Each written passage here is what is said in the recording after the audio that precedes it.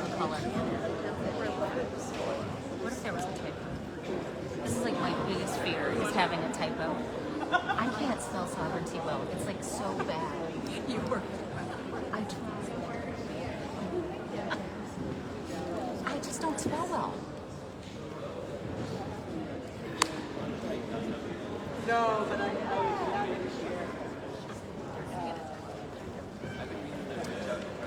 Hopefully he's like saddled up to a bar. Okay. Everybody has one here. So.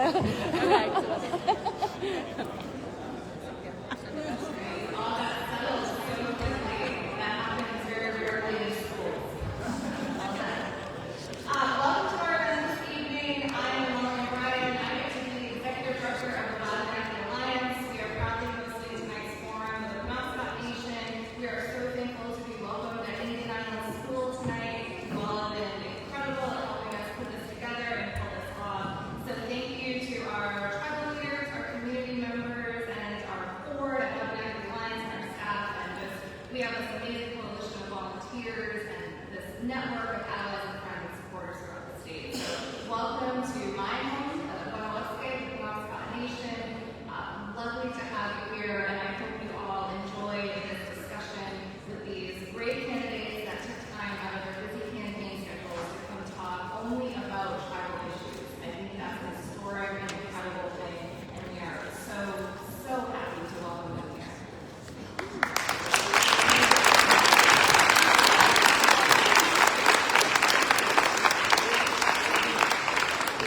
Before we get right to it, so I'm going to introduce Chief Francis to formally welcome you to our home. And Chief Francis has served as Chief of the Penobscot Tribe for a very long time now, probably almost 2 decades.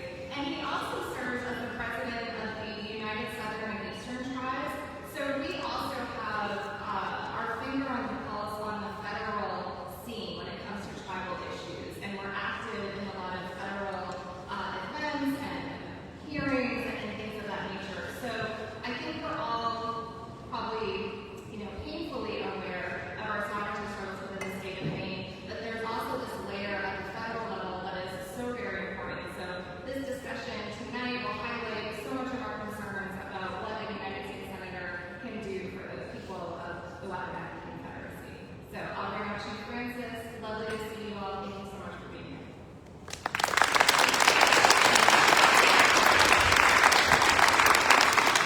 Good evening, everyone. Thank you for that, Molly. And nobody booed, so that's always good. But I appreciate everybody being in the community tonight for this kind of historic event. I want to take the opportunity first, as I said, to just welcome everybody to the Penobscot Nation. We're really proud of our community here. We're proud of the school, and we're honored to be having it here this evening. I also want to thank the candidates, Graham Plattner, David Costello, for agreeing to do this. This is pretty historic stuff, and we're proud to have elevated the conversation to a place where we have 2 candidates for the United States Senate here tonight. I also want to thank the Wabanaki Alliance and Lillian for their continued support in working with our coalition and our partners to make sure that this conversation never gets forgotten and that it becomes a part, a steadfast part of Maine policy and Maine politics. I want to thank Professor Darren Ranko for always agreeing to do the moderating of these events. I think Darren was with us when we did the first one next door with the gubernatorial primary, 8 years ago now or so. So it's always great to have Darren. And I also want to acknowledge the tribal leaders in the room. I know we have Chief Clarissa Sabatis here from the Hope Band of Mountain Indians.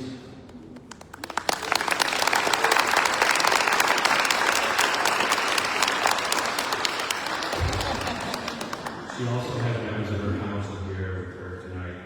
I know Chief McCormick from, Josh, you guys can stand up and be acknowledged this morning.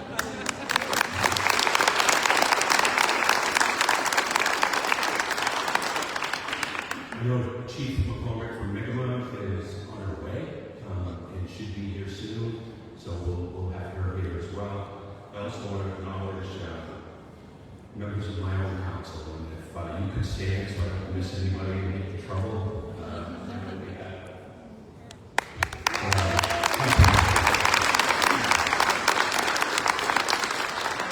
They're not my council, by the way, they're the tribes. So, and of course, as we stand in this building, we are so proud of our tribal youth that are taking an interest in determining their own future and making our nation stronger. And for the guidance of our elders who are here as well, and of course, all our friends and allies. For decades now, the federally recognized tribes of Maine have struggled for the recognition of our inherent sovereignty and rights to self-governance and self-determination. The inability to access tools passed for the benefit of Indian nations across the country has caused the Wabanaki to lag behind in many areas, including economically. It has affected negatively areas protecting women and domestic violence programs, overcoming health disparities, and protection of our natural resources, which is at the very core of our cultural identity. To overcome these issues, we have worked tirelessly and spent countless resources as federally recognized tribes to develop relationships with many members of Congress, to try and make progress and fight for a relationship that brings Maine into this century. We have introduced and passed historic bills in the United States House of Representatives, only to see them die in the Senate. It is critical that we have partners within Congress that recognize that the tribes in Maine have a relationship with the United States that is memorialized in the Constitution. It is a trust fiduciary relationship that is based not just simply on the fact that we are native, but because of the history of the very formation of this country and its impact of tribal nations. This is a unique political relationship, not a racial relationship, and these are services owed to tribes in perpetuity. A relationship that is squarely based on our unique political status, and one that is government to government. This is a special power that members of Congress have, and it is a sacred relationship we have. As this state's first peoples, we are extremely sensitive to all issues that face our homeland. As members of Congress, you will find no greater ally or partner to help you accomplish your goals than the Wabanaki people, as long as that relationship is built on trust, equality, and respect. I want to thank everyone for being here again tonight. I especially want to thank the candidates for prioritizing this issue and making it an issue of importance. And we look forward to discussing the issues that face us. And thank you again for being in our community. Thank you, everyone.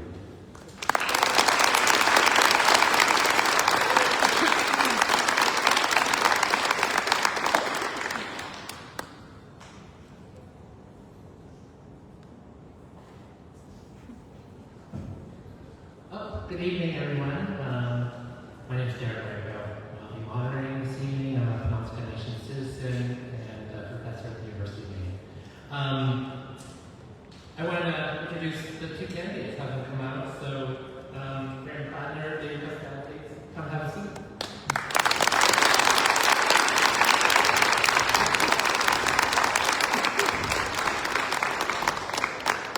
So I mentioned I'm a university professor, so I'm going to go over the syllabus for this evening. So I know everyone followed, very similar to what happened in Fulton a few weeks ago. So we'll organize it this way.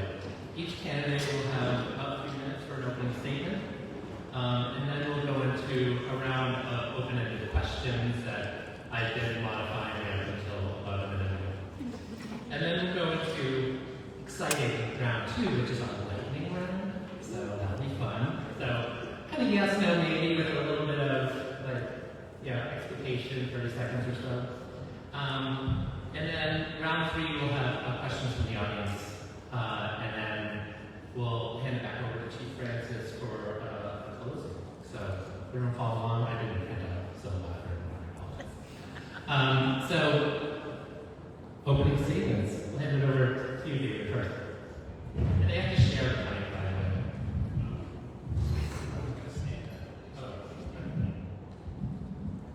All set? Yeah.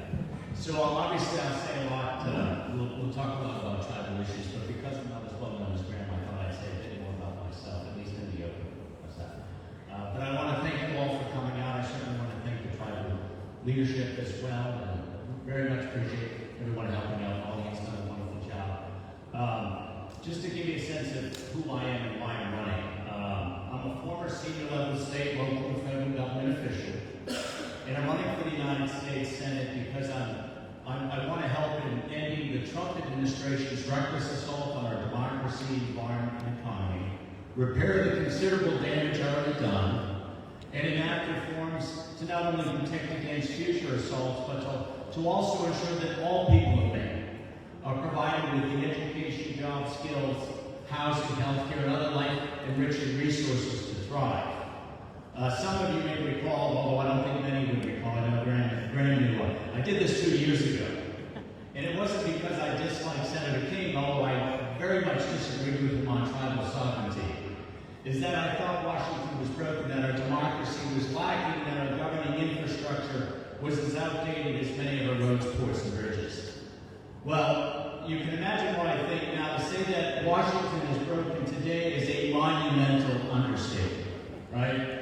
And our values, speech, free press, and elite legal, scientific, and academic institutions are under unceasing assault. Core American rights, civil rights, women's rights, LGBTQ rights, and governing norms are being erased. Critical government programs are being dismantled. Critical government services and protections as well are being dismantled. Our nation's standing as a pillar of stability in the world is collapsing. So what are we going to do? We need to flip one of the houses of Congress, and that's why we're sitting here, partially sitting, right? One of us is sitting. And to do that, we need your help, right? We need to flip one of the houses of Congress. And for me, the most important thing to do is to identify the candidate running for the United States Senate who provides the starkest contrast with that of Senator Susan Collins. You know, the county girl who always shows up to vote, but really hasn't delivered on the big issues, or the important issues, right? So having grown up here in Old Town, actually, just down the river, in a couple of homes on French Island, as well as a mobile home park just south of the paper mill, and a working class family, and having served for more than 25 years as a senior level aide to the Maine Secretary of State, the Mayor of Baltimore, the Governor of Maryland, as a Deputy Secretary and Acting Secretary of the Maryland Department of the Environment, and as a Country Program Manager and Regional Team Leader for the United States Agency for International Development in such conflict-torn countries as Cambodia, Haiti, Bosnia, and Kosovo, I believe of the candidates that I have the broadest, I've got the most fitting background, knowledge, and experience to defeat Senator Collins in 2026. And that's why I'm here, that's why I'm running. And again, I thank you all, and I look forward to your questions. And here you go, Ben.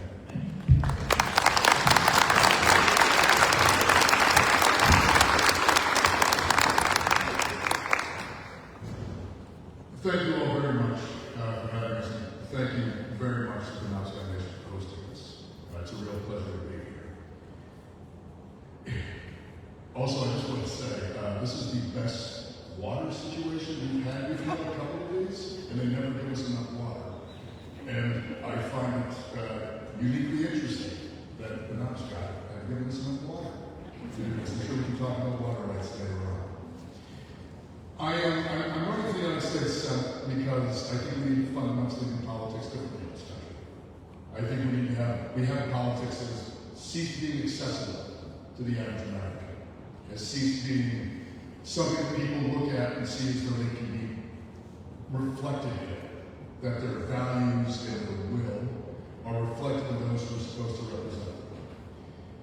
People see politics as theater. It is a performance that's put on by elites. It's a performance that costs so much money to partake in that the average American thinks they have absolutely no connection to it. And they're correct. It's a system that has been built, quite frankly, on purpose to disenfranchise us and to make us apathetic, to think that politics is not a place for us, that it's for special people with specific kinds of backgrounds. I don't think that's true. I think American history shows that politics is about power. And power is for those who are willing to organize and take it. That is what we're engaged on this campaign. It's an organizing project first before anything else. Building a broad-based coalition. Really trying to bring as many people in the state of Maine together to recognize that our material interests as regular working people remain exactly the same.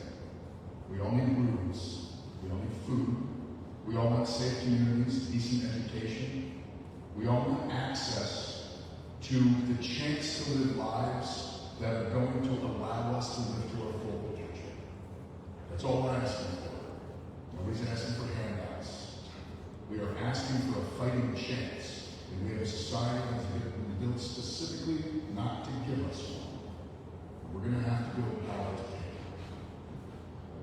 When we do that, I think it's also very important that we elect people who have a deeper understanding of history than many of those who are in places of power now. And I can't think of a better example of how many in power are ignorant of their past than how the state of Maine and the Wabanaki Confederacy have been interacting for quite some time. We often act, and people in power often act like this world that we're living in is in a vacuum. Like we aren't living in the legacies of a history that has happened in many ways not so long ago. That things like the Doctrine of Discovery or Terra Nullius, that those still have a direct through line to the world that we live in today. And if we are going to build a more equitable future, and if we are going to build a future that is based upon mutual respect, we're going to have people in power who understand that we are living in the legacy of history.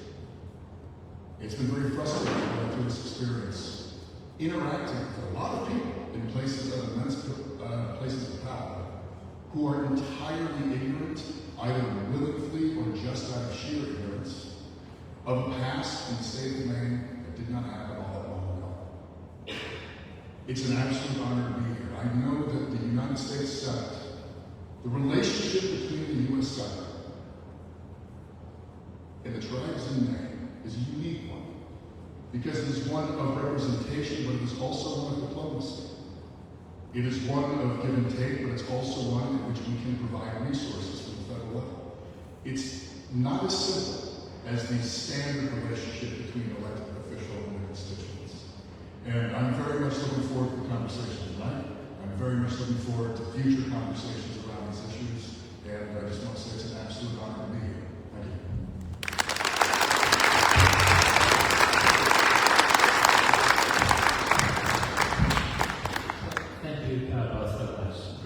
Great statement. So, for round one, has 8 questions.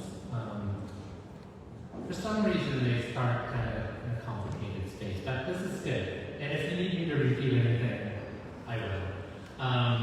The first question has to do with the settlement. And we'll go with Graham first, and then David. We'll alternate back and forth. So, I saw Chief had his notes printed on in like 16 or 18 font. His notes for future old people. The 1980 Settlement Act has a unique provision, one that none of the other 570 plus federally recognized tribes must abide by. Tribal nations, who has not called name, must be explicitly written into federal legislation that benefits Indian country. Since 1980, tribal nations in Maine have been left out of over 150 federal laws that the other tribal nations across the United States have access to and benefit from. In 2022, Congressman Golden introduced H.R. 6707, Advancing Equality for Wabanaki Nations Act, to address the issue prospectively only going forward. This was a historic piece of legislation. It was the first time since 1980 that a tribal bill to modernize our Settlement Act had not only gotten voted out of the House committee, but passed by the House chamber. Unfortunately, U.S. Senator Amos King killed the legislation in the Senate. Would you sponsor federal legislation that would retroactively and prospectively allow tribes here, subject to this law, to access all the federal Indian laws that have been passed in the last 46 years, and why or why not? Yes, without question. In fact, I have said this publicly, the first bill that I would like to put in the United States Senate is a Senate companion bill to the one that Jared Golden got to the House. firmly believe that all it's going to require is a U.S. Senator from Maine with the political will to push it through. That's why it failed last time. It only impacts Maine. It is morally the right thing to do. Messaging on it, I think, is quite clear. And I firmly believe that if we have a U.S. Senator who makes it a priority, that we can absolutely get it done. The reason we have to is because the 1980 Act is quite frankly, it's a travesty of legislation. And the way that it's been framed as though everybody came to the table equally and made these decisions, that's not the case. I mean, it really was used as a tool of coercion. I mean, the amount of, I forget the exact price, but the amount that the tribes had to spend to buy acreage back was something like $40,000 per acre, or some insane number.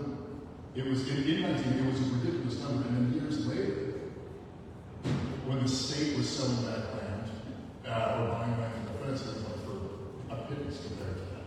And I think that understanding that the act itself was not an act of, I think, good faith on the part of the state, we must remedy it. It really is a core of how we're going to be able to have a future relationship between the United States government, the state of Maine, and the Wabanaki Nations of Maine. And it's very much the core of my politics. Yeah, Graham, just to follow up. Congressman Bolton's bill is only prospectively in the future. Yes, no, retroactively. Retroactively. Just to clarify. Well, I mean, because I do not think this was done in good faith in the first place, No, fair. is not very necessary language. Yeah. So I certainly agree with what Brandon said.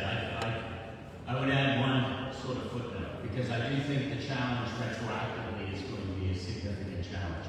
Although, having said that, I certainly would support both prospective and retroactive. And I too would support, obviously initiate something as early as we could in the next term. I would also say this, is that, because I think Brandon has laid it out pretty well. I grew up here. I remember 1980. I don't think Brandon was alive, I'm teasing. And it wasn't, surprisingly, it wasn't as contentious here as I thought it might be. I was in high school, college. I mean, it was contentious in the state, but I mean by here. In Old Town, it wasn't as bad, and maybe I've got a faulty memory, but it wasn't as bad as I thought it might have been. But clearly, what we needed to concentrate on, and I agree with what Grant said, what little I knew at the time is that the state was obviously in a position of significant leverage, and that the tribes didn't have tremendous leverage. So the way it played out is exactly as Grant said, is that the tribes, not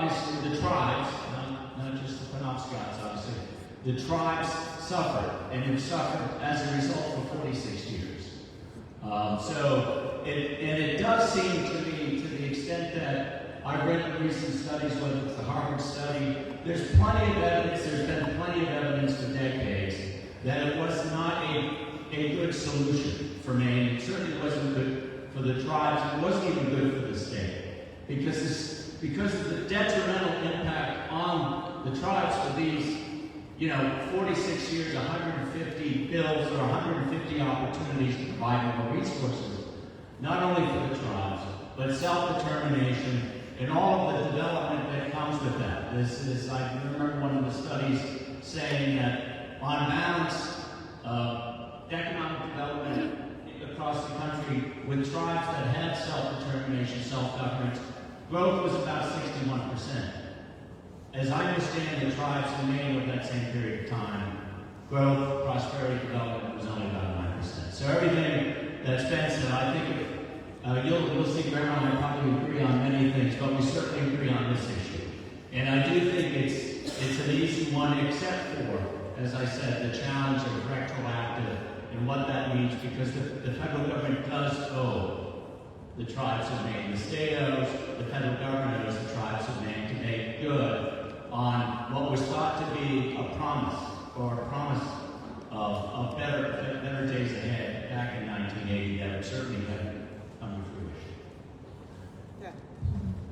Actually, Dave, we'll go back to you for this question. That's all right. It's okay. It's okay. I knew this. So the second question has to do with, you mentioned water. Even though Maine's own Senator Ed Muskie was the lead sponsor of the groundbreaking Clean Water Act of 1972, tribal nations located in what is now Maine do not have access to many of the provisions of the federal Clean Water Act like other tribes do. This means that the tribes are at the beck and call of the state of Maine's regulatory framework.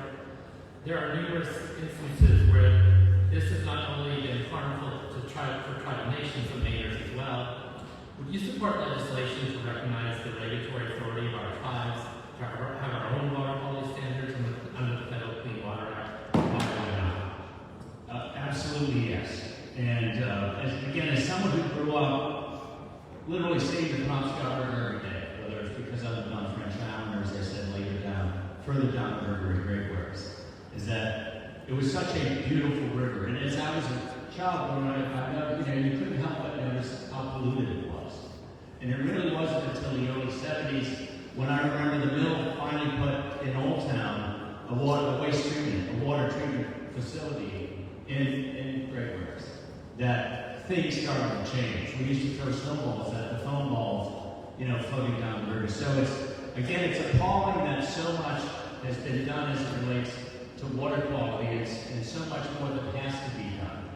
I mean, as I think all of you know, Maine is such a natural resource-rich state. It's one of the states with the greatest resource of water, quite frankly, in terms of our acreage and how our forests help to recharge. So I'd absolutely support the tribe's effort to make sure that the river systems and other water resources in Maine are adequately protected.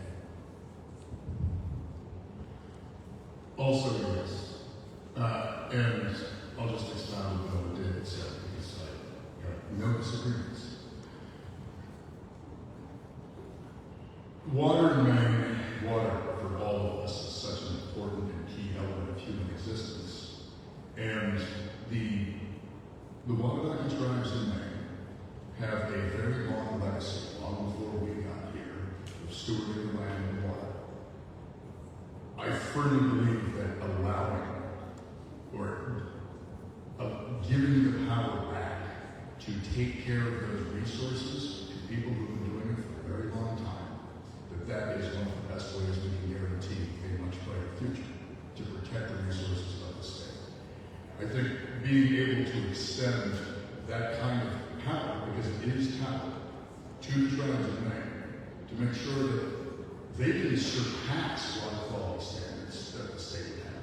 They can hold to a much higher standard I think should be dictated by them, not by the federal government, and not by the state of Maine for sure. I think extending that is absolutely one of the best ways that we regain at least the beginning of the semblance of working in better harmony with the environment and with our natural world, which I think our society, the United States, the state of Maine, has come very much out of sync. That's why we're destroying the planet. I think it is pretty key to any future and any legislation that we can pass to prioritize that and incentivize that outcome. I will absolutely have this.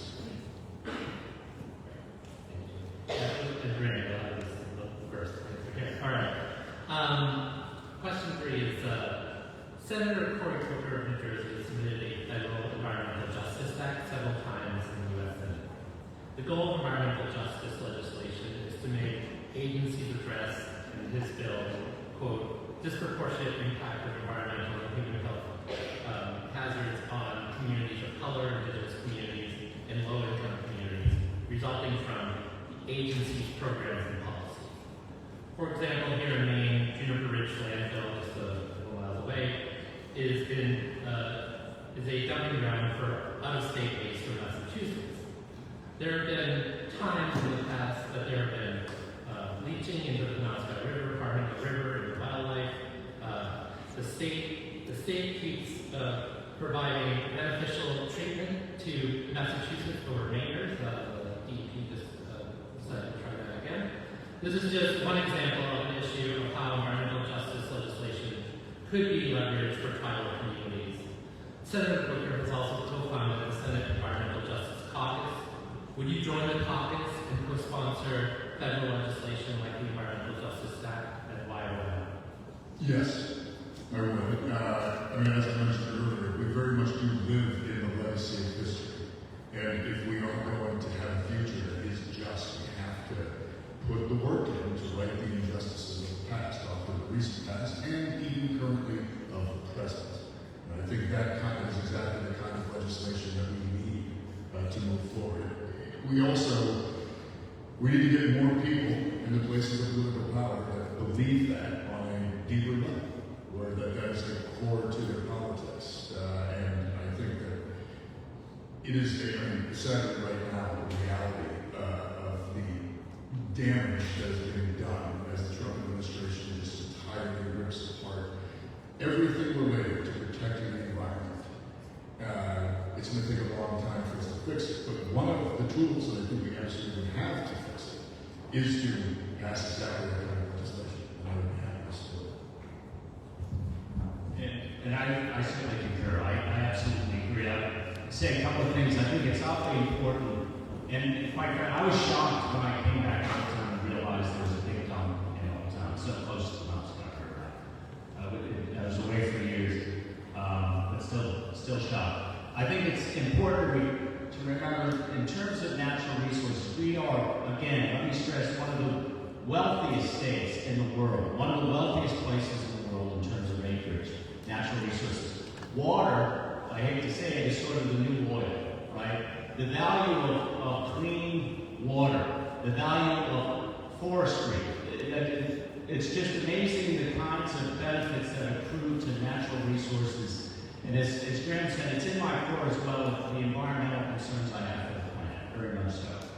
And also, you can imagine how much work needs to be done for proper environmental remediation.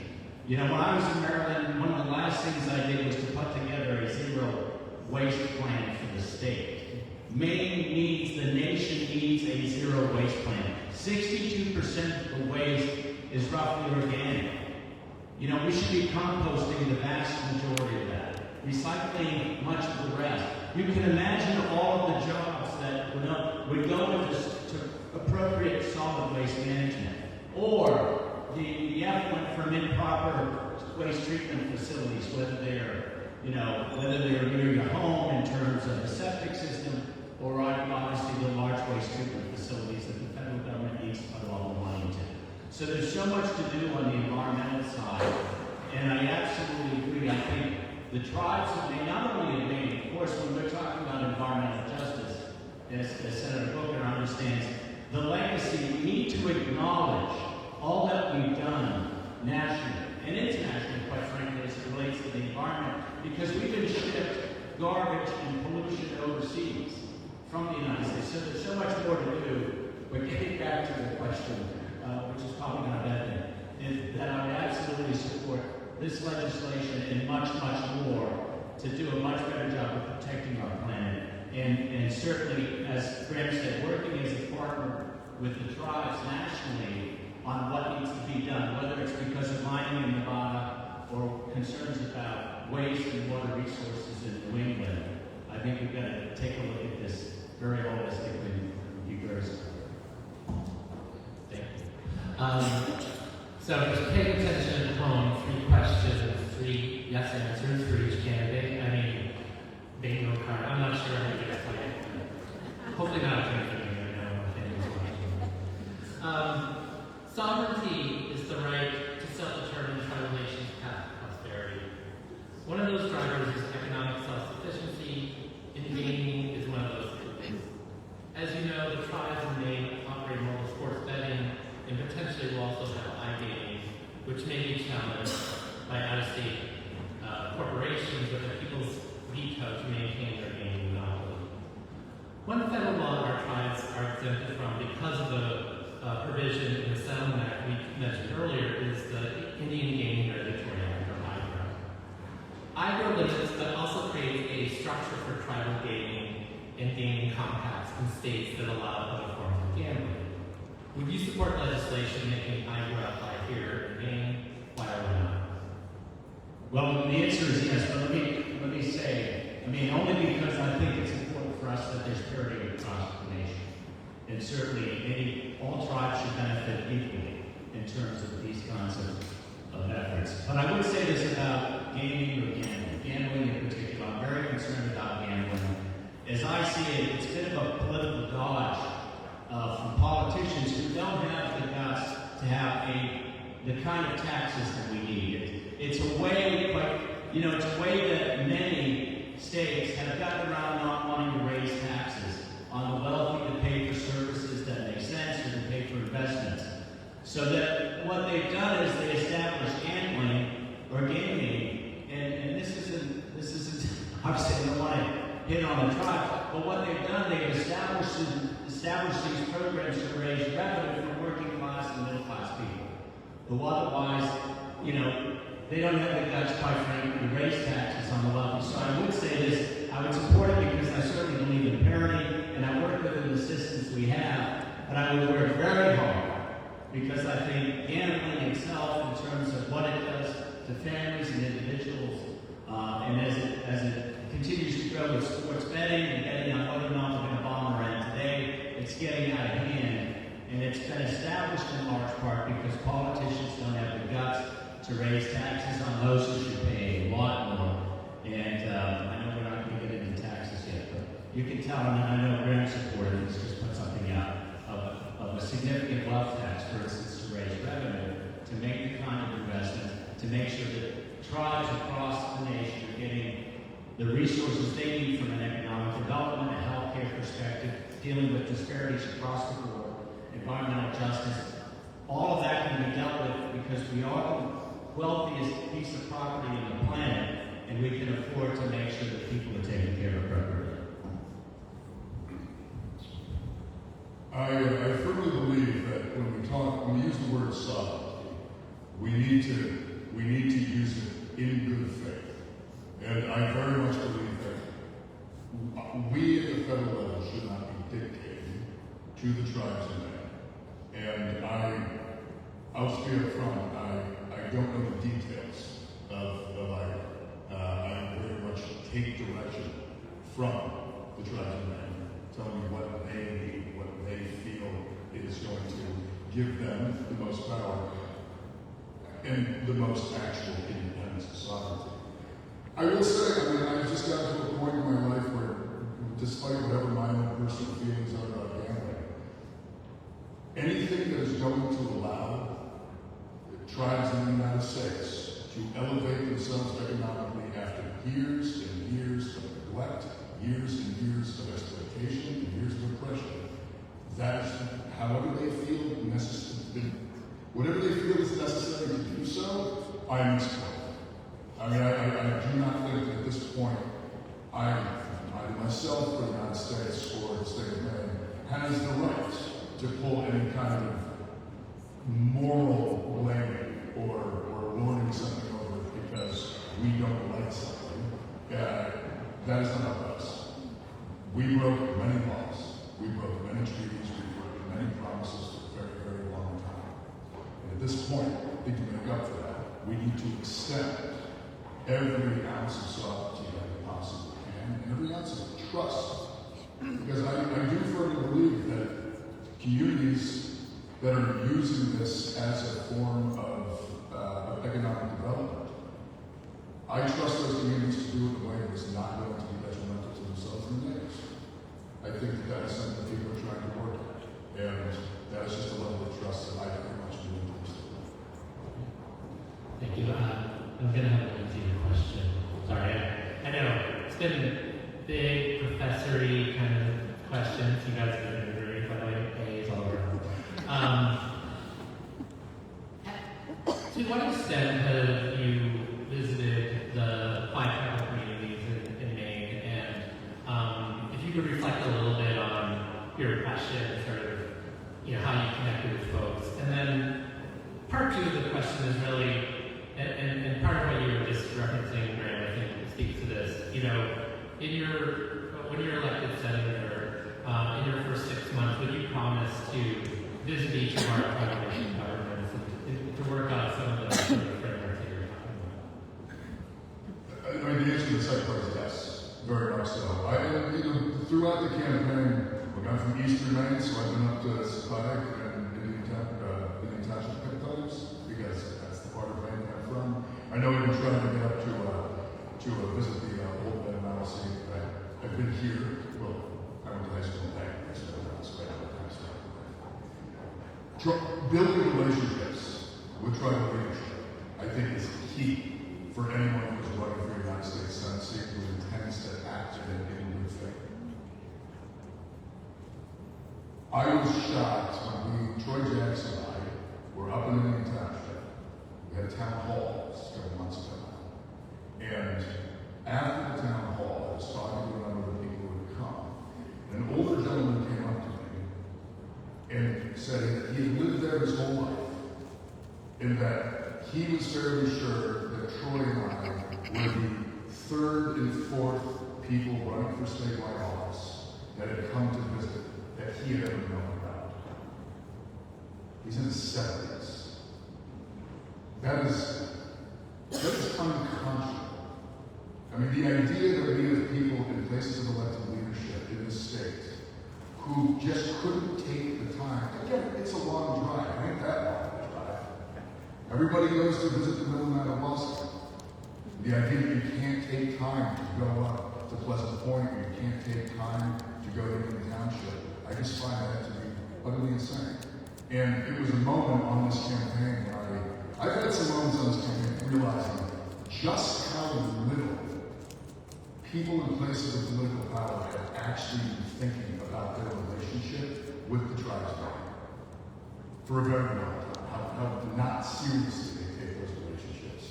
And as someone that grew up in the state, it's just mind-boggling to me up here front. And after we went up there, myself and the campaign managers here somewhere, we were driving back, and both of us were essentially just horrified and baffled that that was something that we had just learned. And I very much believe that the goal of the United States Senate is to represent the people of Maine, and also to represent the tribes in Maine, and to be a good faith actor in a relationship. And the only way to do that is to go talk to people, which there are a lot of people in politics these days that don't think you're supposed to do that anyway. I absolutely intend to maintain those relationships and to build them. I think it needs to be a core of anybody who's running for the United States Senate. And I would say yes as well. I think the easiest thing to say is absolutely any representative, not just senator, but certainly Congress people, the governor should be visiting regularly with the tribes to understand concerns, issues related to tribal governance, as well as issues confronting tribal members. So I would certainly commit to that. I cannot say that I've visited all, although I think over my life I've come awfully close. Certainly I've spent a lot of time here in Old Town and actually on the island, at least in high school. I haven't been around as much. Obviously I moved away, but I certainly, as far as the other tribes, I've been to Holton, but I have not visited. So I don't want to claim that I've visited. Quite frankly, as far as the campaign is concerned, I haven't had the fortune of being able to have as many town halls and to meet as many people. But I appreciate what Randy said, because that's exactly what I want to do as well. Because it really is about reaching out, talking to people to, see what their needs and concerns are and trying to address those. And I certainly think any politician anywhere. And again, as Graham said, as senators and representatives of the United States government, we've got to take a very much comprehensive look and understand our impact globally. So I would only add that. And I think, again, any politician in Washington needs to get out of D.C. or needs to get out of their silo and to understand what's really going on, not only in their states and their towns, but throughout the world. Wabanaki people have served valiantly in military conflict dating back to the Revolutionary War. The first instance with the Revolution was when General George Washington on Christmas Eve in 1776 wrote to the Passamaquoddy tribe a few months after the Declaration of Independence. Who wants me to read this communique? I see a lot of no. We put it in there for later. Sometimes I see a lot of this. Okay, I'll send it to you. Yeah. That's right. Wabanaki people, obviously, have fought for the United States independence in every war since. Though tribal members have fought for the United States, the government tends to forget about not just tribal veterans of a war, but all veterans. What is your perspective for taking care of veterans after they come back from these gruesome and debilitating conflicts? Well, this is something that's come up a number of times.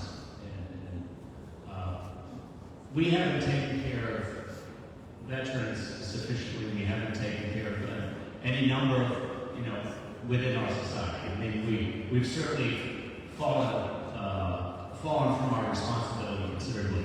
In terms of what the federal government can do and should do is obviously provide a lot more resources.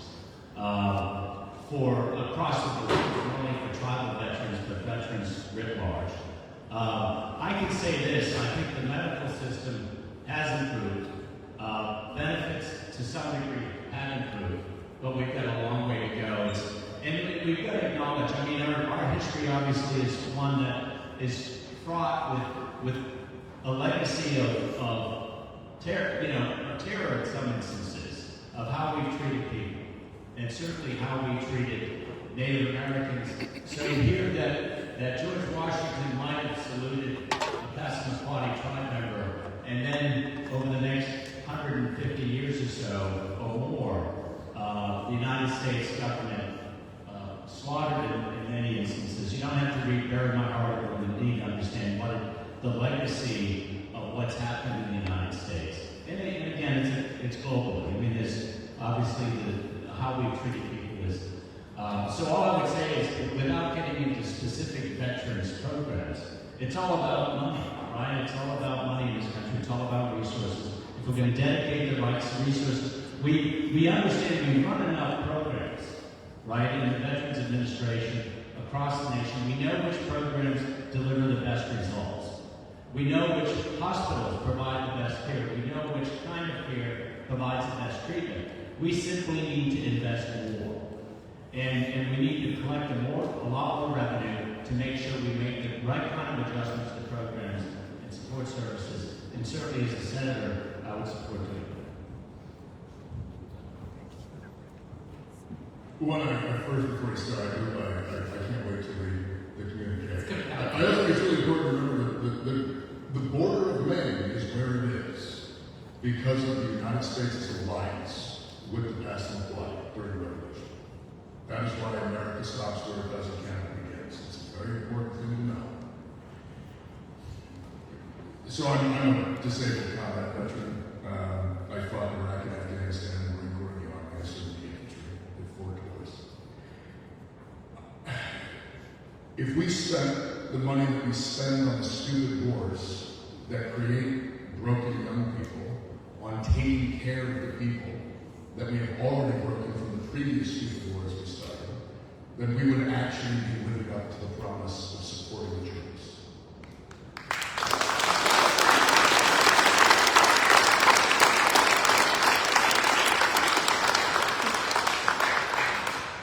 The VA saved my life. I got back from my 4th deployment and I was in a real rough place for a number of years. I was very isolated, I was very alone, I was very angry and disillusioned. I suffered from PTSD, I had tons of physical ailments because humping a machine gun around the hills of Afghanistan is not good on your joints or your back. And I spent a number of years in the hole.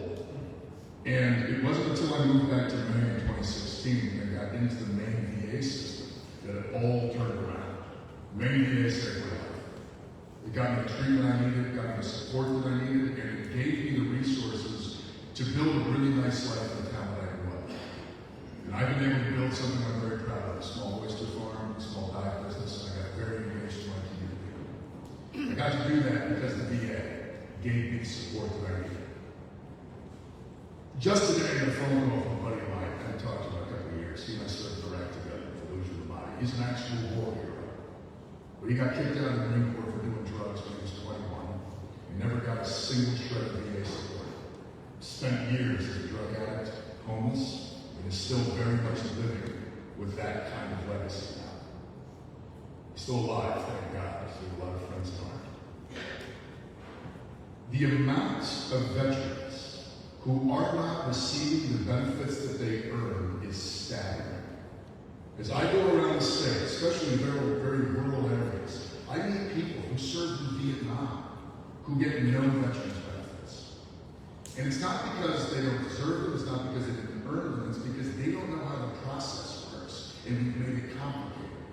Or that people who are struggling physically or mentally, trying to get through the paperwork of getting into the system, if you're already in a dark place and somebody tells you you filled out the wrong form, you just go home. You don't try it again. It feels like the system doesn't care about you. There's a reason that suicides in VA parking lots are actually fairly regular occurrences. Not only do I think we need to fund the VA fully, that we need to take talk of privatization fully off the table.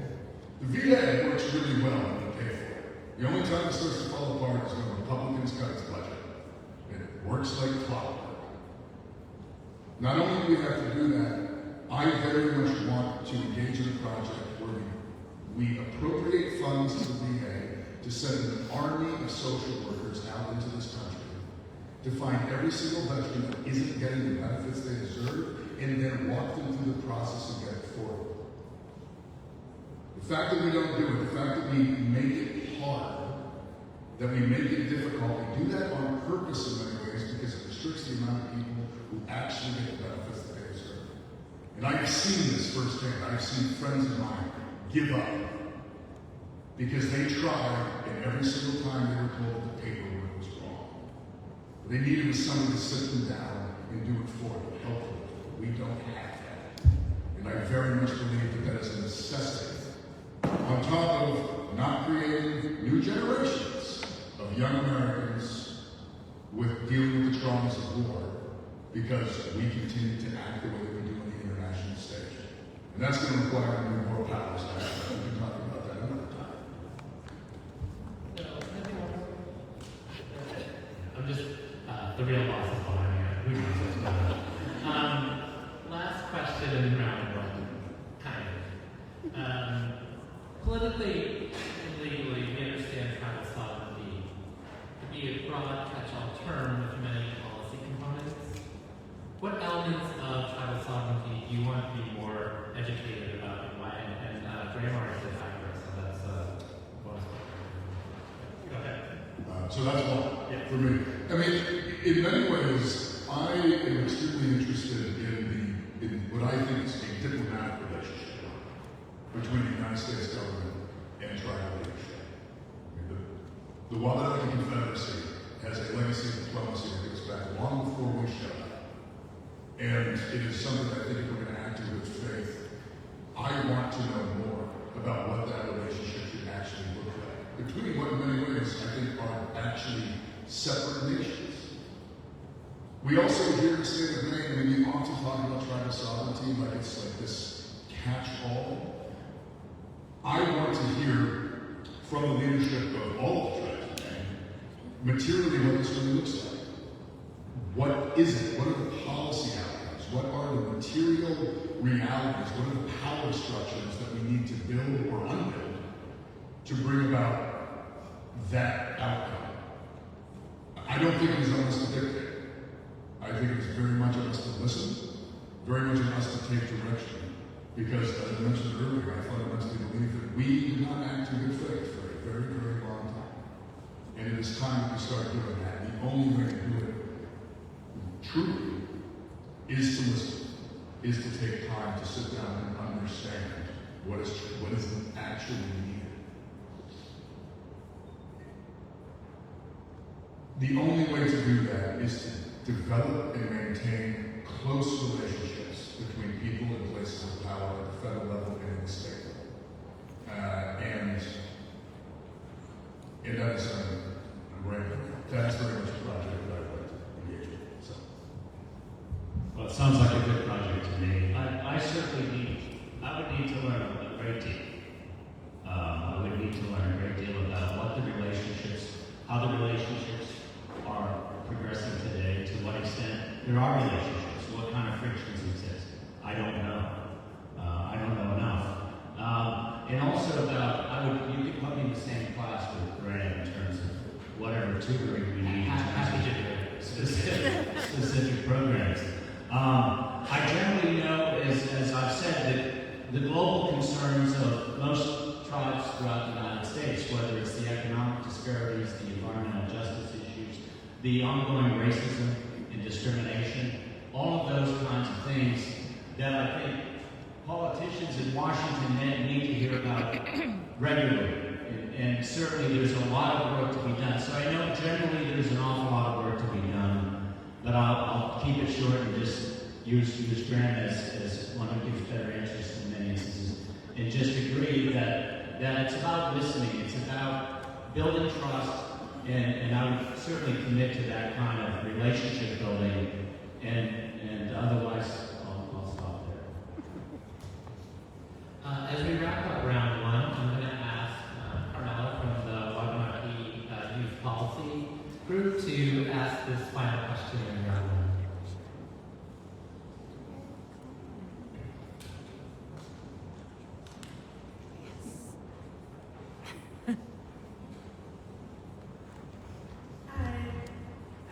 My name is Camilla Bear, and I'm a member of the Penobscot Nation, as well as a lead within the Wabanaki Youth Policy Initiative with Wabanaki Alliance and the Environmental Education Association.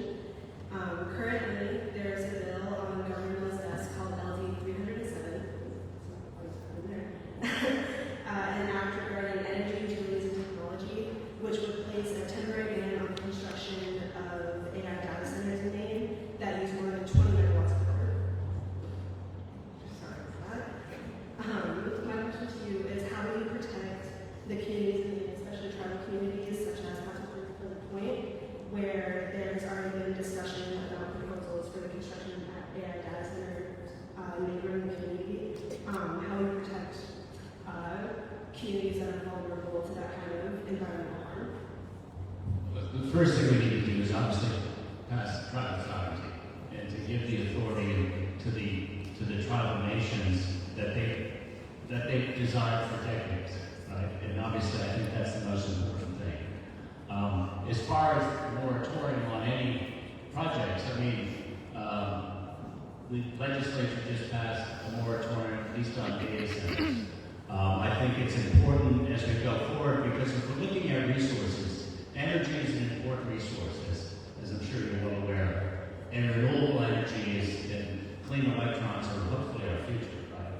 So to the extent that we cite any resources, and any not only resources that provide energy, whether it's wind farms, those kinds of things, or solar installations, geothermal, tidal installations, it's important that the tribes, to the extent that any tribal nation is impacted, needs to be at the table in terms of the discussions about deciding and development of those resources. And I would say this. Well, let me just end there. I don't know if you get a follow-up, but as far as the particular legislation as regards to a moratorium, if you want our answer on that, I think it's good to always put a moratorium on anything unless you truly understand what the impact is. So, for instance, what the impact on a data center may be for electricity rates, and whether or not the developer of that resource is going to be responsible for any pickup in rates, for instance, or any pickup in costs. So there's so many things to understand before we allow anything. And getting back to where the tribes stand, the tribes need to be, well, one, if they've got tribal sovereignty, they're in a very strong position, right, to determine whether or not they want that resource developed or whatever the project is. Otherwise, until that happens, then I think it's important for the federal government to make sure that we look across the nation at all of our potential data centers, electricity costs, and needs, and how those can be done and developed in a sustainable, cost-effective way. So right now, at the federal level, Bernie Sanders and the AOC have a bill to put a national moratorium on data center. I think that is an absolute necessity at this point. We do not know the impact of these facilities on communities. We also don't know the impact of the large language models that they are driving on our larger economy. And until we've got a better idea of what it's going to look like, how it's going to impact working people in this country, I think slowing this down is a necessity. Look, there's never been a transformative technology that increases productivity that has ever been good for working people when left in the hands of corporate power. It's never happened. It is always used to disenfranchise or discipline labor, just so those companies can use that profit to enrich themselves. Historically, that's what happens. It's not an opinion. It's mostly just a fact. So I think moratorium is an absolute necessity. I think that when it comes to how we generate energy and how we disseminate it around the country, the federal government has, I think, really abdicated its responsibility. We wound up putting a lot of the responsibility and the onus on states and communities to figure out how to generate sustainable energy, and then also how to get it out to ratepayers. If it was a national system, if we re-engaged with the kind of political figures that does things like the Tennessee Valley or built the highway system, if we engage with that around our energy grid at a national level, I very much think that we can take a lot of that stress off of local communities. We need to do it with a long-term strategy in mind and utilizing the resources and the space of the entire nation, so we don't find ourselves winding up putting a lot of this responsibility at the local level, which I just do not think people in local communities are really in a good place to tackle these structural problems. They can't. The issues are systemic and require systemic fixes. But we don't know exactly what an explosion of data centers is going to do, both with energy, with pollution, with water, or with the technologies that they are being used to kind of be the foundation for it. I think until we do, we should have a moratorium on the creation. Thank you.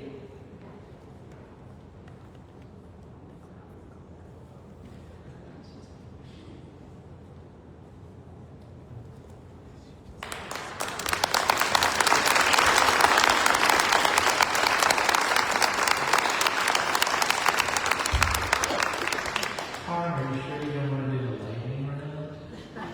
Really looking forward to it. So, okay, we're shifting to the lightning round. Again, this is, I think the purpose of this is just to kind of give you a sense of, I think, what Alliance and a lot of folks here are kind of thinking around priorities, just to get your sense of buy-in into them.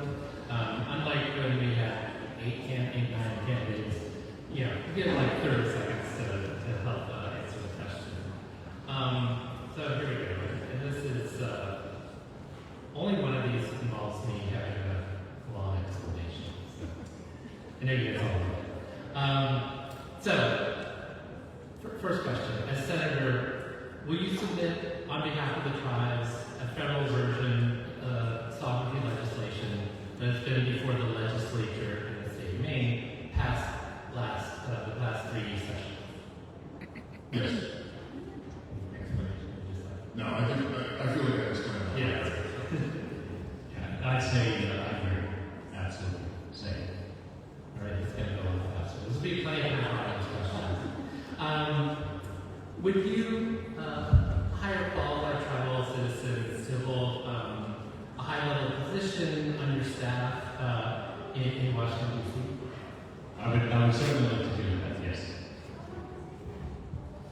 Same. I think it's actually building that kind of relationship, having that direct line of communication is a necessity. And so yes, I'm very much be interested in it. Referencing that, sorry, did we go back? Oh, yeah, we both did, yeah. Okay, sorry, I just woke up here and I can't believe what's going on. In 2019, and this just references that kind of legislation that's come before the state, in the State House. 2019, a bipartisan task force on changes to the Maine Indian Claims Settlement Implementing Act was created. The task force comprised of legislators, tribal members, AG office, and executive branch, and others spent copious months and hours reviewing the settlement act. These next questions are based on the consensus recommendations from that task force. And these questions are all in reference to amending and modernizing the settlement act. Again, please answer yes, no, maybe, and how you work on it as would you support the Maine Settlement Act to recognize federal law regarding the exclusive jurisdiction of tribes to regulate fishing and hunting by tribal citizens of all federally recognized tribes on tribal lands? Yes, absolutely. Same. Would you support amending the Maine Settlement Act to restore and affirm the exclusive jurisdiction of tribes to regulate fishing, hunting and fishing? This is a slight distinction. Hunting and fishing by non-tribal citizens on tribal lands, so this is non-tribal. Yes. Yes. We go back and forth here. Would you, and this is, so your answers are all being recorded, and I'm going to show up at your office. Good. Make sure would you support fully restoring the tribes' rights to exercise regulation of natural resources and land use on tribal land under federal law? Yes, absolutely. Yes, and I understand there were 22 recommendations, is that correct? Yeah, I'm not going through all. And there was consensus on most of those, no. So yes. And actually the one that was sort of pinpointed and reviewed that there's some times is about taking that to before as well. Would you support recognizing the federal law, providing that tribes, tribal members, and tribal entities are not subject to state and local sales taxation on tribal lands? And we're getting close to that actually. Yes, revenue should go to the tribes. Yeah, full agreement. Would you support restoring to the tribal nations the exclusive authority to exercise civil, legislative, and adjudicatory jurisdiction over Indians and non-Indians on tribal land? Yes. I mean, if we are going to actually use words like sovereignty, we are actually going to treat nations like nations, then that's exactly what we have to do. In agreement, yes. And that is the last one. I know. It's sad too. Would you recognize the ability of all other tribes to acquire trust land? And this actually has this is a complicated federal implication. All of our tribes to acquire trust land in accordance with not only the Settlement Act and federal laws, but especially like the federal laws like the Indian Reorganization Act into implementing regulations. Yes. Yes. All right, so we got through that. You guys both got A's, and I'm really happy for you.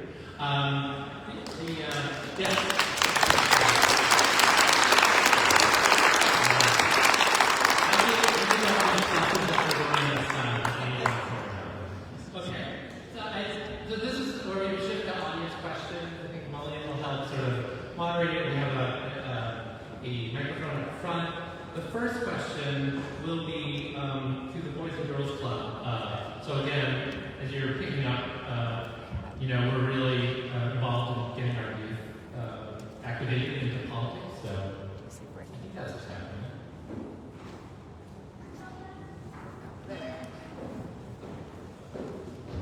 I didn't do it on the high.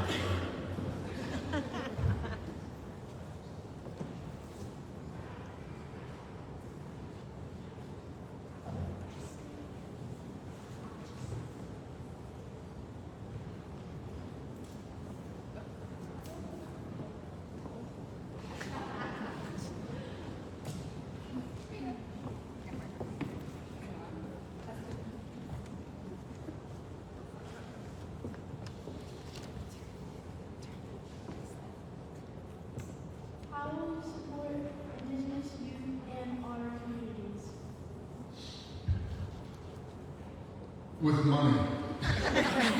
There is, and Dave and I have done a few of these together, and there are these kind of moments where it's almost being like a little joking, but the truth is, in this society, we get what we pay for. When we do not provide resources for things, we get negative outcomes.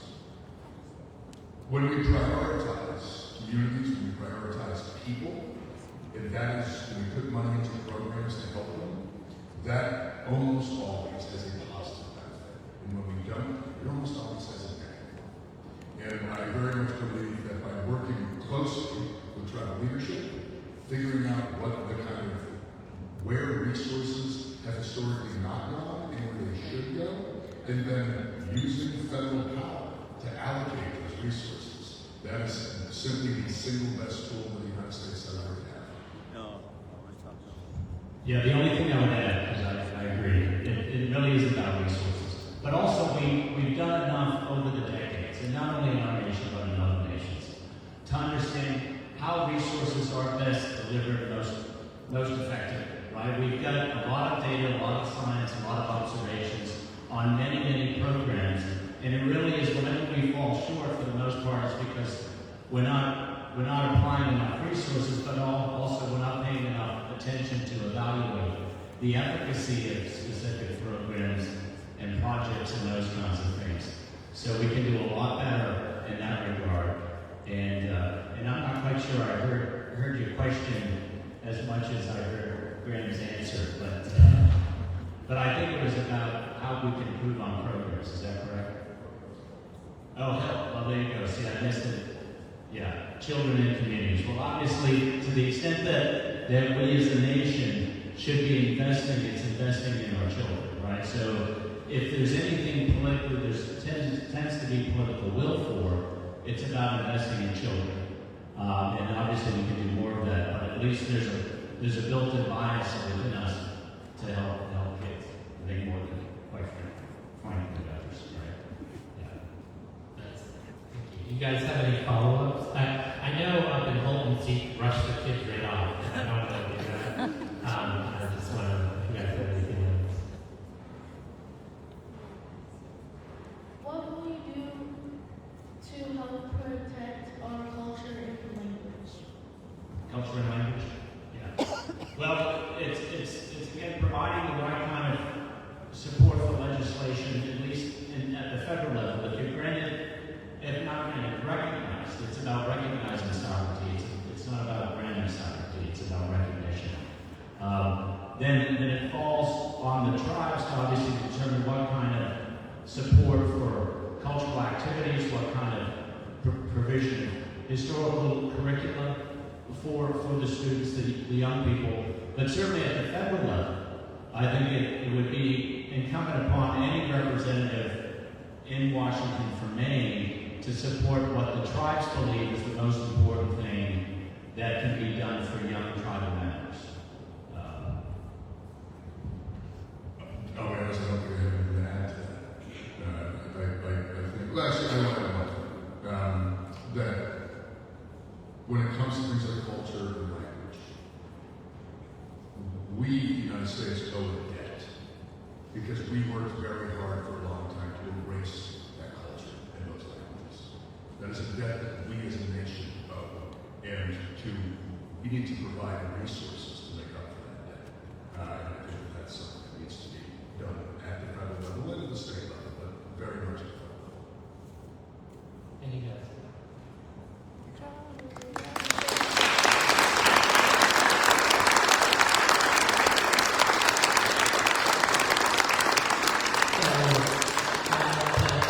General audience questions. I mean, I know I asked a bunch of awesome questions, but you guys might have better, more direct ways of asking things that are important for the community.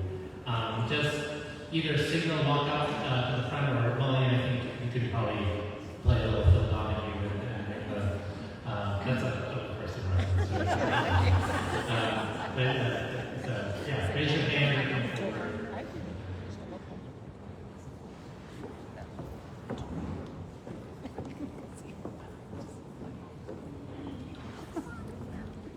Hi there. You had mentioned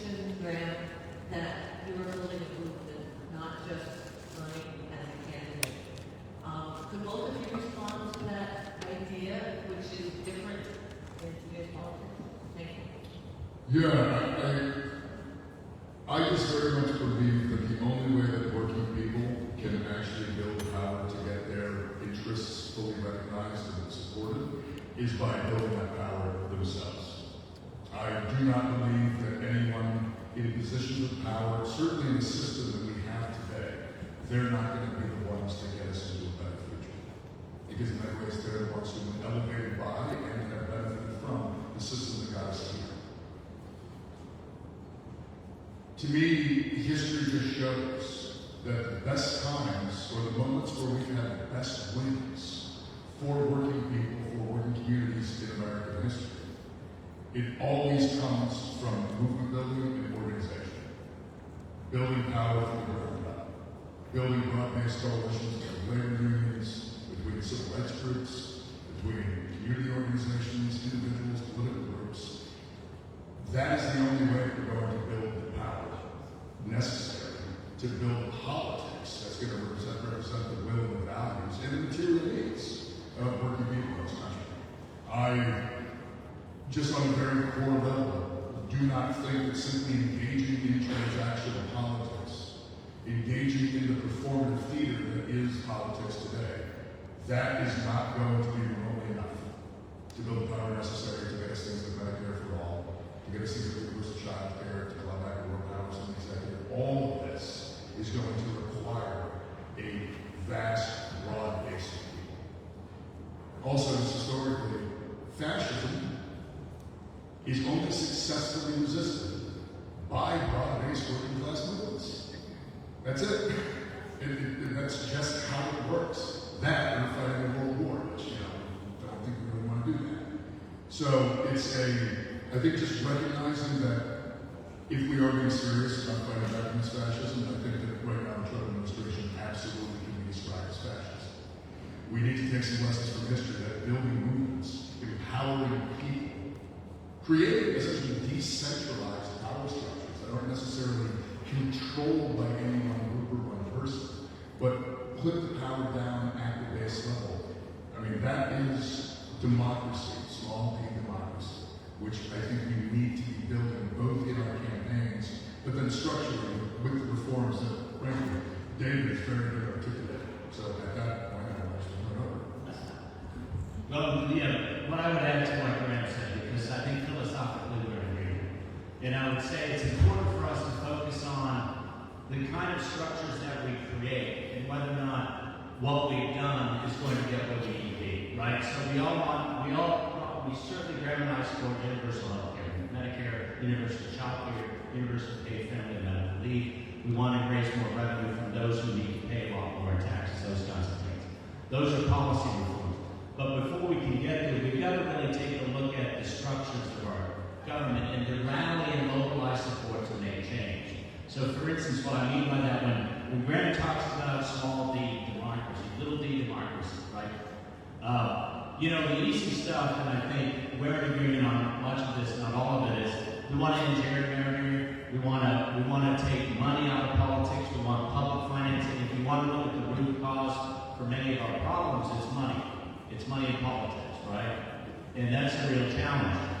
But also, there's a lot of public support for that. So those are the kinds of things that we can start to look at structurally that are important. But also, we've got to take a look at things like how the Congress itself, quite frankly, is structured. That it becomes more proportional. Right now, it's not very proportional. The House has single-member districts. I don't want to get down a rabbit hole. But the bottom line is this: if we want to achieve the kind of change that we all, I think most of us here, and certainly most people in the United States support, that is really fixing Washington, making it more democratic, accountable, responsive to the needs and concerns of the majority of Americans, all Americans, right, across all nations in the United States, all states, is that we need to enact a range of long overdue legislative and constitutional reforms, and we need to eliminate the excessive and corrupting influence that money, wealth, and disinformation have over our politics and government. And that's the kind of statement that I think people can mobilize a lot of the organizational support needed to get it done. So that's the only thing I add to it. Yeah, go ahead. So I just, and something I want to just add, like, I very much believe that the only way we can get any of this done is by actually building real power again. And in this society, power comes from organized money or organized people. And the money is organized. It always has been and it always will be. We have legacies, whether it's the women's suffrage movement, whether it's the labor movement, whether it's the civil rights movement. We have legacies in our past that show us that when people organize and build power at the community level, by building relationships and trust and skills to impose on the system itself, that's the best time that's what brought us to the New Deal. That's what brought us to Civil Rights Act. That's what brought us to 40-hour work week. That's what brought us votes for women. That's where it came from. It didn't come from people in power. It came from power being built outside of the institutions.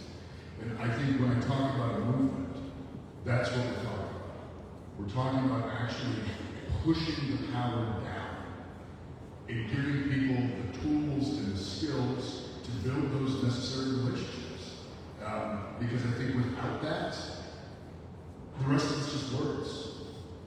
The rest of it's just something we want to do. We need to build power to make stuff a reality. I think the broad-based movement is the only way to do it. Yeah, of course. I was going to add. I would add. I'm all believer. I'd add an aspect as well because again, the spark. And I know I'm maybe overstating this, but it is about money. We need to take money out of politics. We need public financing, clean elections for all political offices, given the appropriate thresholds.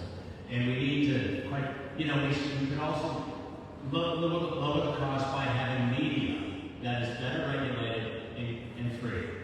The campaign spends so much money on media, and it's going into the pockets of the people that Graham's talking about. Obviously, the organized money interest, and it's not undemocratic. And if there's anything we understand as citizens, is the power and influence of money in the United States, not just the United States.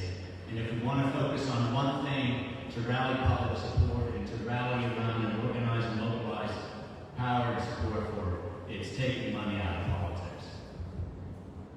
And let's deal with greed across the board, but I know that's a bigger challenge. I did see a question over here first, and then we'll go back to you, sir.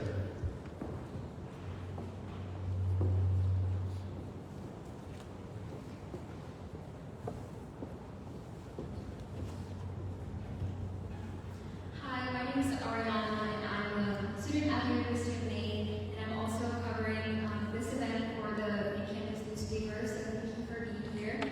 At UMaine, there are many out-of-state students, and for a lot of them, this is their first time being exposed to the histories and current struggles that Native culture space.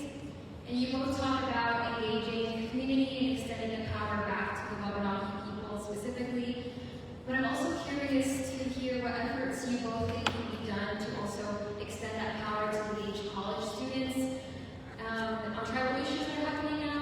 And do you have any plans to support students in those educational efforts? This is a question for both of you, but for Graham specifically, I remember seeing you walk around the last fall at the Public Organizations Fair, and I'm just curious to think, or to hear you say what you thought about the student culture and just what would you say to UMaine students in general?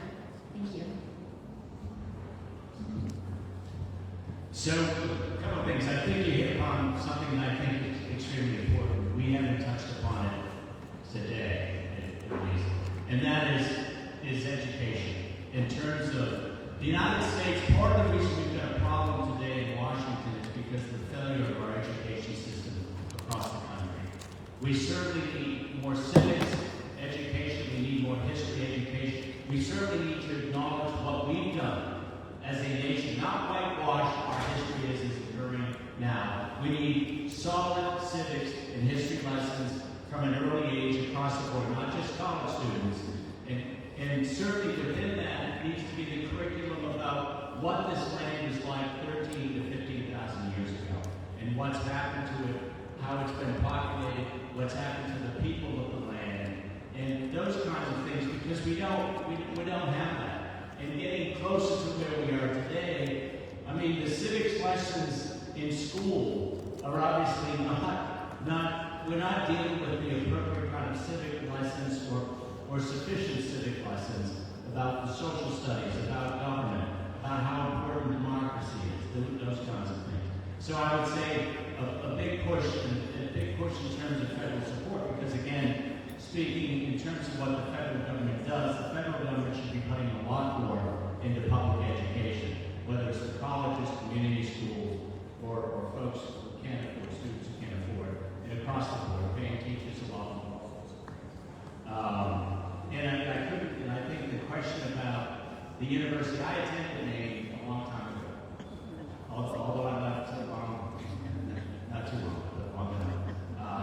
And the question was it really just about grammar, or just in terms of how you approach students there? Yeah, I would be curious to hear what you both would say to University of Maine students, especially because we keep hearing how the University of Maine is nestled on tribal land, and we have the language on the buildings around campus, and a lot of people don't even know what that language is. So both of you, how do you think like you said, any sort of student, specifically Maine students, can engage in that and continue to spread more awareness, especially for out-of-state students who do not know much about this? Well, I would certainly hope that Maine students attending the university would already have the kind of curriculum that I'm talking about in terms of Wabanaki history within Maine. From an early age, it should be part of our state curriculum that no Maine student shouldn't understand and acknowledge, where we were in Maine, what Maine was like 13,000 years ago or more, and who was here, and what happened over those 13,000 years. Now, obviously, they concentrate more on what's happened in the last couple hundred, 300 or 400 years. But still, I think that kind of broad education at an early level would certainly at least educate Maine students at the university, and to the extent that they share that information with their colleagues or students from other states, that's important. To the extent of doing more than that, it depends on what kind of clubs and institutions are at the college. And I don't know to what extent, like I said, I attended Maine a long time ago, but I don't know if there's a Wabanaki club or the Alliance Club at the university, or the universities throughout the state. I mean, obviously, we've got a number of campuses throughout the state, and I don't know if that's the case, but certainly it'd be a worthy challenge and activity for those students to engage the students. I mean, I've heard really a lot of the fact that we need to fund and expand public education in this country, going all the way from essentially child care to higher ed trade schools. I also very much agree we need to be providing a curriculum for people to understand the history of the place that they live and be able to place in history where we are now and recognize that we aren't living in this vacuum. That all of this, I grew up in Maine, and I went to middle school, elementary school, and high school. I learned a lot about Joshua Chamberlain in 20th Maine and Gettysburg, but it was only in my 30s when I learned about the Passamaquoddy contributions to the revolution. And I learned that because I am interested in history. I think that is a failure, and that is something that we need in the state of Maine to remedy by a much more comprehensive curriculum that does cite this moment where we are in the longer legacy of history. When it comes to college students specifically, I think one thing is, I believe that any serious political movement needs to focus on building power amongst the youth. I think history shows that. I think it's also I'm going to say something that's probably not true. It's our future. I'm not young, I'm 41, but I'm going to pretend I'm young right now. It's our future. It's the future of young people. That is the future that we're looking for. And you cannot give it up. You cannot give that power up to people. You cannot give that future up to people who seem far more interested in short-term gains than any form of long-term stability. one of the reasons why I go to a lot of campuses, I was actually voting last night, is that I believe that building that kind of spirit and that energy amongst college age students, that is going to be a foundation of any serious moving forward. Because it's a long-term project. This doesn't end in November. Hell, this doesn't end within a couple of years. This is going to be a generational project to build a much better world. And I think it's a project that many young people want to engage in. As I've gotten around and talked to a lot of folks at college campuses, I've become utterly convinced that kids aren't apathetic, they're just disillusioned. They see politics as something that they have no access to, it's never going to represent them, it's easier just to not care. When you show up with a politics that talks about building power, and you talk about an actual positive vision of the future, and cogent policies that are going to help get us there, and then you talk about building the power to do it, that motivates me. And we've had politics in the political system for a long time, has not had that message at all. And I think in many ways has been reliant on young people becoming apathetic. It's easier to exploit us. It's easier to keep us alienated and isolated when that happens. When you go to these places, when I go and interact on like days of college action, when I was there, I see some UAW faces in the back of the room. I was very happy to go and support the striking, or not the striking, the UAW grad workers when they were in contract negotiations for their contract. I was happy to go and support them. Not just because I support organized labor, but because I think it's very important that young people see directly that that kind of power building, that kind of politics, it works, it wins, it gets material gains. And being able to engage with people in that direct way, if we don't do that as quote-unquote politicians, we're never going to build trust in youth. And I believe that it is from younger people, college-age people, that's where our future leadership is going to come from. That's where our future organizers, our future activists, our future politicians and policymakers, that's where it's going to come from. And now is the time to be engaged with them, and not just discarding them, thinking that kids just don't care. Because I don't think that's going to be true. Thank you both. I think I might do one more or two more questions. What do you think? With this gentleman here. A reminder of, if you could say your name and where you're from, that'd be great. That was a rule I set for myself before. Hi, my name's Jim Matlack and I'm from Camden. Pardon me if I don't stand up. Alas, we have at the federal level an administration, a president, vice president, and cabinet level who demonstrate every day they operate with racism, misogyny, and nativist exclusion. If you are in the U.S. Senate next January, what will you be doing specifically to counter those appalling attitudes and policies which have a damaging effect on tribal citizens, the same way they do with everybody else? It's twofold. There are structural things we can do, especially if we have a majority. I very much believe that if we have a Senate majority for Democrats, we need to shut this government down, shut down the White House, because they're getting subpoenaed every single day to come sit in front of Senate committees that are investigating all of the lobbying that has been going on, because it's expensive. Job administration releases a law every single day when they do not use funds that Congress has appropriated by law. And that happens almost every day at this point. We need to use structural power to go after agencies that then turn into political weapons. Like ICE. We need to make sure that we drag ICE agents in front of Senate committees and we can take their masks off and explain to the American people why terrorizing communities and murdering American citizens was worthwhile at their time. We had to drag the people that ordered them to do that in front of Senate committees and make them explain to the American people why they thought stomping on constitutional rights, all in the service of xenophobia, racism, and building anti-immigrant sentiment, why that was good use of the American tax dollar. Structurally, those are things that we need to do. The other thing is the messaging. The United States Senate is a unique place of power. when it comes to bringing attention and visibility to ideas and concepts. You need to bring a level of activism to the role if you want to use it in its full power. Being out front, talking about the sheer racism that exists within this administration, the white nativism, that is just on blunt display.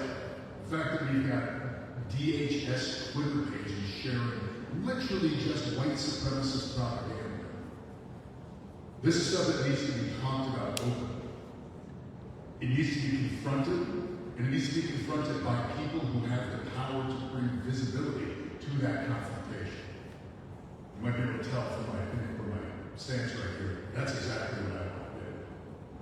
You know, I find people like Pete Hegseth and Christy Nunn abhorrent. I think that Mark Wayne Mullin, who is just going to continue doing the same sort of white nativism around our internal federal law enforcement structures, this is horrific. It must be called out. It must be called out for exactly what it is. And that is something that I very much intend to do and think is going to be a necessity.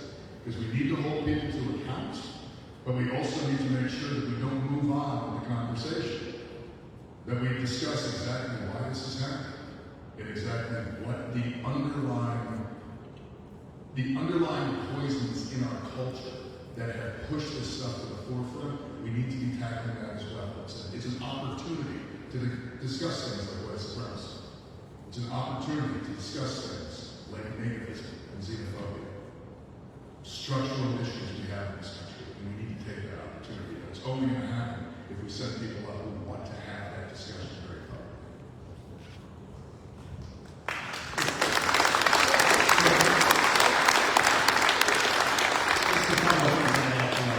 I certainly think, you know, it really depends on whether or not we flip the house for the second, right? Because we're already confronting the challenge today, and we're not doing it very well. We're not doing it sufficiently. So it is extremely important that we win one of the houses, so that we have the authority to do the subpoenas, the hearings, to gun up the words by bringing in the people, as Graham said. The other thing is messaging. We're trying, and again, we're struggling because the way it's structured in terms of media across the country, in terms of how, looking at social media, how that's regulated. There are a lot of things that we need to do that can can clean up much of the messaging or hold people more accountable. But the other thing is the power of the purse. That is how we get at the agencies. That is how we can shut them down, as I think Brandon said. He may not have said today, but he's talked about it before, in terms of Congress directs appropriations, they direct spending. They can hold agencies accountable for not doing the job that the money is intended to do. So not only on the messaging side do we need to do a better job, I think we understand the Democratic Party, for the most part, in the Senate already has a number of senators trying to push back. Whether it's Chris Murphy, Van Hollen, Sanders, Warren, a whole range of senators. Those are senators are pushing back on the messaging side. We just don't have the authorities and the authority in Congress to bring in the people, to hold them accountable, even impeach them if necessary, right? So it's really about winning the election. If we really want to get at answering your challenge, it's really about we've got to win one in the House of Congress because it isn't working yet. And also then we can talk about providing more support for public media, because media entities throughout the United States are certainly corporate biased, or at least money biased. And getting back to the money thing. So let me just stop there. Yeah, Mark, I don't know what role it is. Now that we have like 7 hands going up, so here in the closing moments, but what do you think? What do you think? I don't need one more. And are there any tribal members with their hands up? Yes, let's go. Drake, I get confused with your brother. You're urban. Sorry.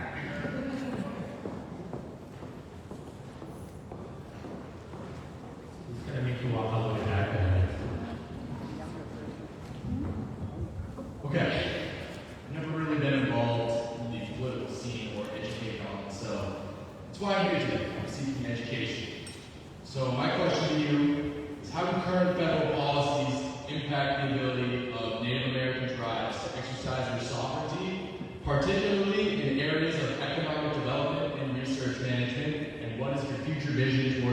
matters. Okay, I would just say this again. First of all, we've got to recognize sovereignty for all 574 tribal nations in the United States. That's it. And it has to be equitable across the board. But then we're going to take a look at the challenges nationally that the tribes are confronting.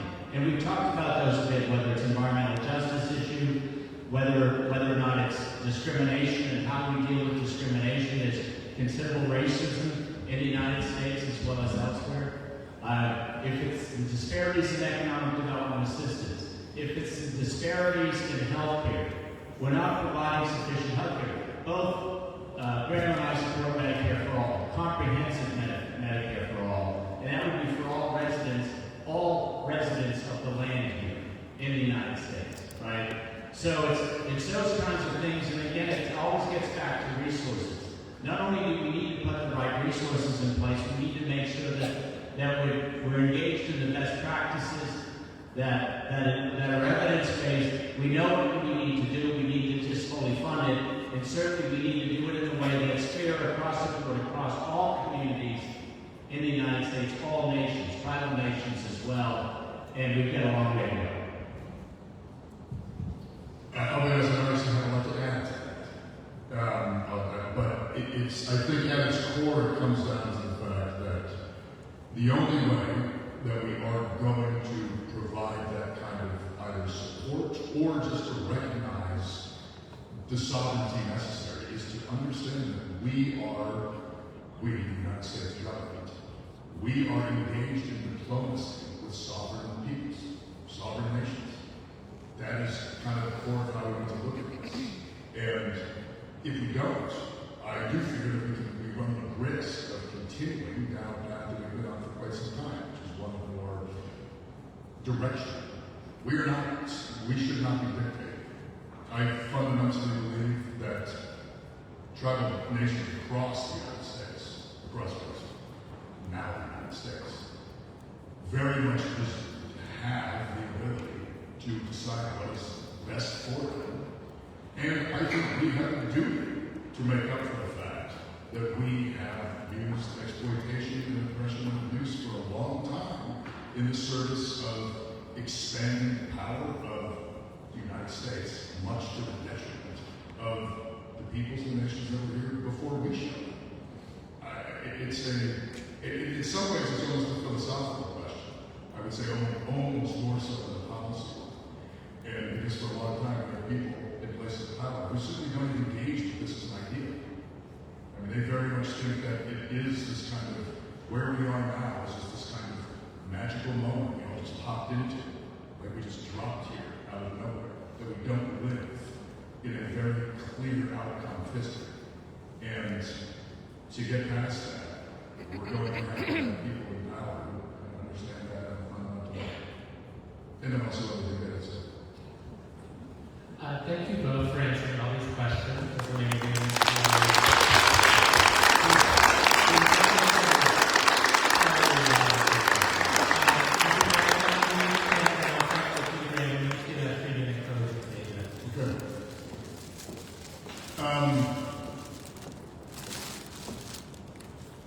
The project that this campaign is engaged in, as I mentioned, is very much one of building power. But it's building power not for the sake of just having it, it's building power in the service of something. And I very much believe that the thing needs to be in the service of is building a future in which every single person in our society can live up to their full potential. A future in which we prioritize human beings and their needs above profit. A future in which we provide the foundational services that are going to give every single person in our society access to the wealth and the resources that our society creates. And the reason that we don't have that is because the system, it's not broken, it's working as it was intended to. It's a system that was built specifically to enrich the already wealthy and powerful to the detriment of ordinary people.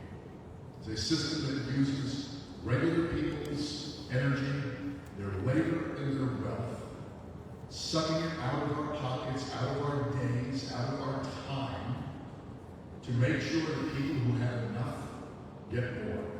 And it's a system that has been built by establishment politicians. The world that we live in isn't organic, isn't natural. This political system we have, this economic system we have, it doesn't have to be this way. It can be different. But the only way that we're going to do that is by recognizing that the power to change it is only going to come from within ourselves. And that is the difficult project of organizing. Anybody who has organized before knows that it's difficult at a fundamental level. You have to go out into your community, you have to tell people what you believe. You have to have conversations with friends and neighbors and family members that you know are going to be hard and you have to have them anyways. It's finding common ground, recognizing that the material needs of working people in the state of Maine and across this nation are exactly the same. The only way that we can build that understanding is by rebuilding community and rebuilding connection. Here in the state of Maine, in 2026, in this race, we have an opportunity not just to get rid of Susan Collins, not just to turn the Senate over, but to change the narrative around American politics. When we beat Susan Collins, someone that the Democratic establishment has failed to unseat for 30 years, when we beat her with this kind of politics, we get to show to the rest of the country that this is power, that this is the kind of politics that wins, and that this is the kind of campaign that we can use to build the power to build a better nation. One of my favorite founding fathers who never even counts is Thomas Paine. Thomas Paine said in 1776 that we have it in our power to make the world over again. I believe that we have never fulfilled that promise. I believe that we have, along the entire way, had power in those who want to exploit and oppress, fight against that promise the whole time. We aren't done yet. We need to build the power to finish it. We need to build the power to build a society that treats everybody equitably and allows all of us to live to our full potential. Because a society where everyone is living their best life is a society that's good for all of us.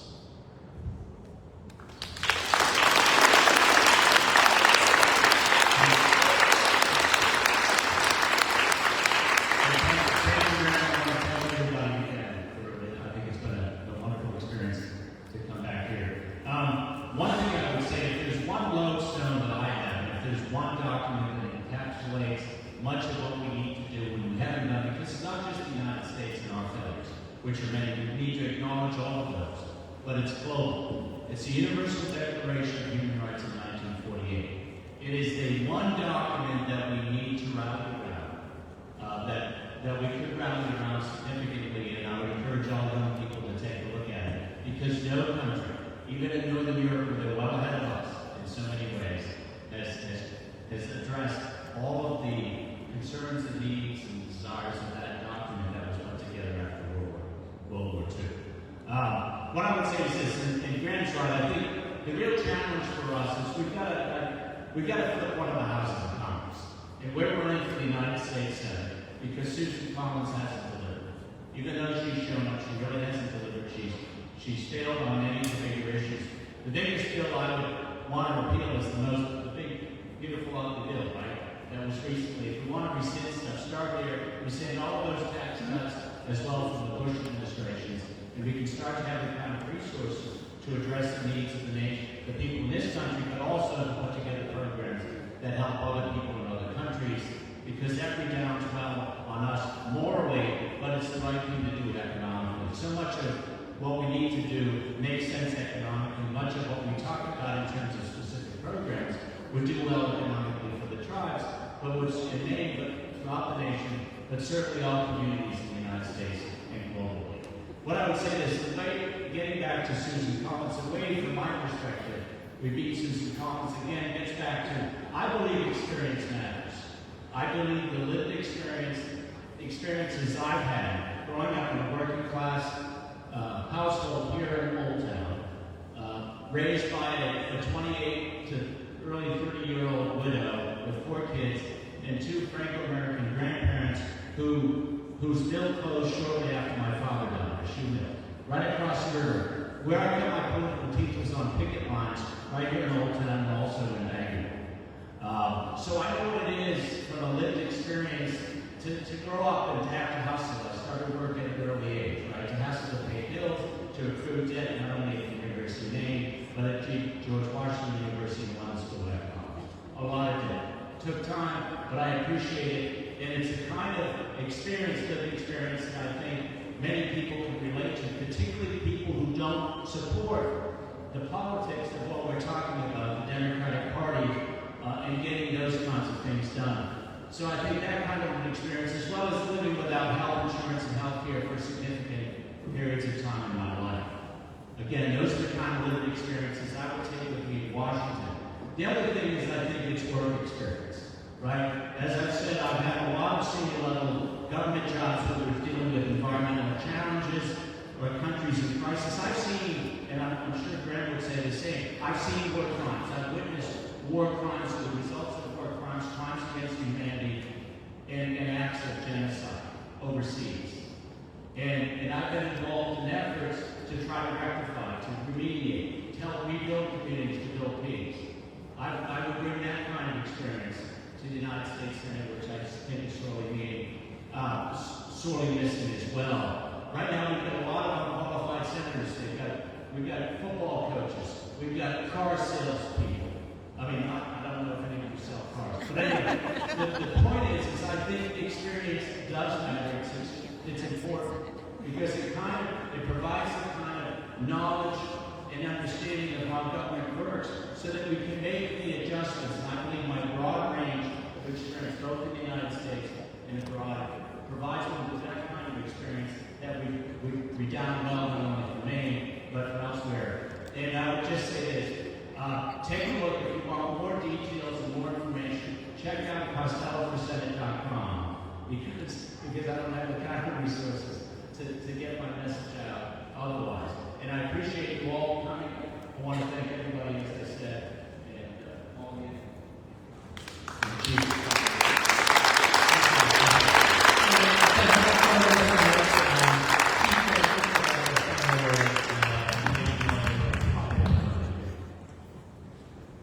Thank you, Darren. Thank you to the candidates. I'll be real quick here. It's been a long night. But I really appreciated your thoughtful answers.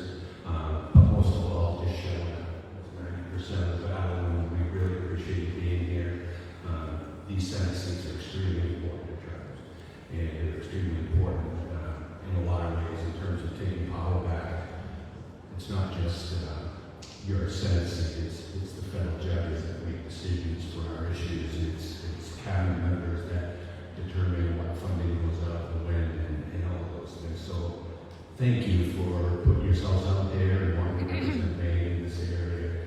And again, for your thoughtful. I know these campaigns are tough, and they're just as hard to get, trust me. But it's important that people do it, and I really appreciate you guys' effort on that, especially your answers around sovereignty. You know, when we talk about sovereignty, you heard the questions made about gaming. Tribes are above law.